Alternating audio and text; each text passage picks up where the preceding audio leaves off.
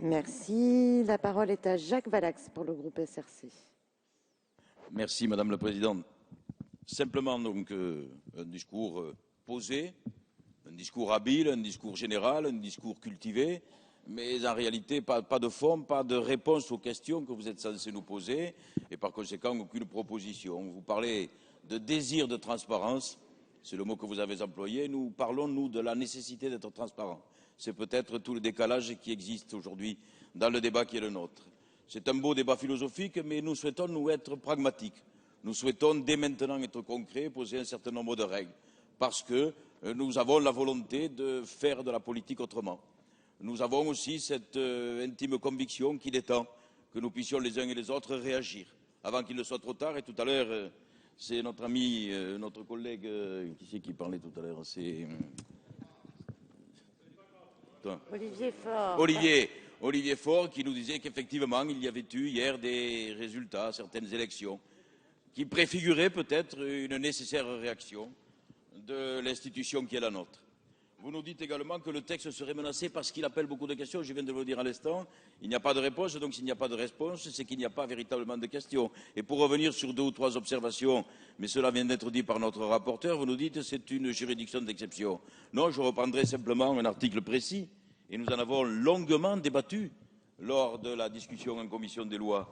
Eh bien, quels sont les pouvoirs de cette haute autorité? Oui, ce sont des pouvoirs très déterminés. Ce sont des pouvoirs d'investigation, ce sont des pouvoirs de contrôle. Et puis si celui qui n'a pas déclaré ce qu'il avait à déclarer, ce n'est pas un renversement de la charge de la preuve, ce n'est pas un renversement de la présomption d'innocence, on nous demande, ou on nous demandera de déclarer un certain nombre de choses. Si l'un d'entre nous venait à ne pas déclarer, eh bien la haute autorité aurait nécessairement les pouvoirs d'investigation permettant de démasquer tel ou tel. Et puis si jamais il était avéré que l'on ait voulu tricher sur tel ou tel document, eh bien la haute autorité saisira le procureur de la République. Et l'on en reviendra à ce moment-là au droit commun. Les règles de défense seront rigoureusement les mêmes.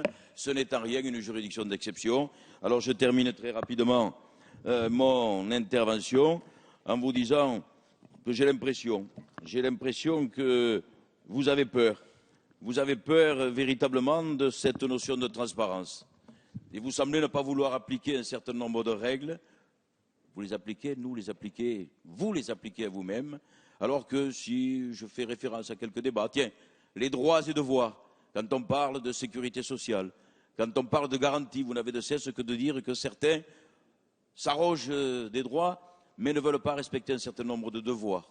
Eh bien aujourd'hui, c'est à nous qu'il appartient, parce que nous le savons, et cela vient d'être dit, parce que nous avons des droits, nous avons aussi des devoirs, et le premier de ces devoirs, c'est d'être exigeant au niveau de la transparence. Par conséquent, aujourd'hui, les questions que vous posez ne remettent en rien en cause le travail qui a été fait en commission, un travail où nous avons répondu à toutes les interrogations qui ont été les vôtres. Par conséquent, je demanderai à mon groupe, et nous serons tous d'accord pour rejeter l'exception ou la motion de renvoi en commission.